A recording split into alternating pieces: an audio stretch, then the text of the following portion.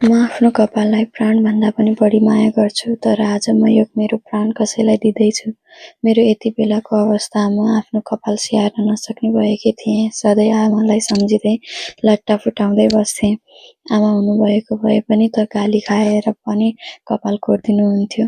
यस्तै कुरा सम्झिँदै म युट्युबमा रिल्स हेर्दै थिएँ र एउटा रिल्समा कपाल डोनेट गरेको देखायो र मैले पनि कपाल डोनेट गर्ने विचार गरेँ र रिसर्च गर्न थालेँ। रिसर्च गर्दै गर्दा सानैदेखि कपाल नआउने, रोग लाग्ने र क्यान्सरको कारणले कपाल गुमाएका बच्चाहरूलाई कपाल डोनेट गर्ने एउटा संस्था भेट्टाएँ र मैले पनि आफ्नो कपाल ती बच्चाहरूलाई डोनेट गर्ने विचार गरेँ।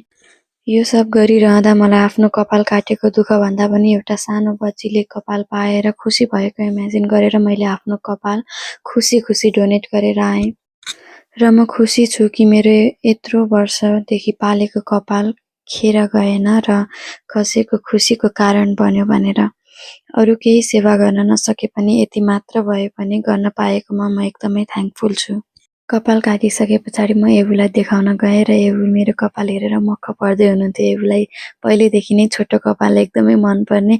आज मेरो छोटो कपाल देखेर एबु एकदम मक्ख परेर बसिरहनु भएको थियो र एबुसँगै म पनि मक्ख पर्दै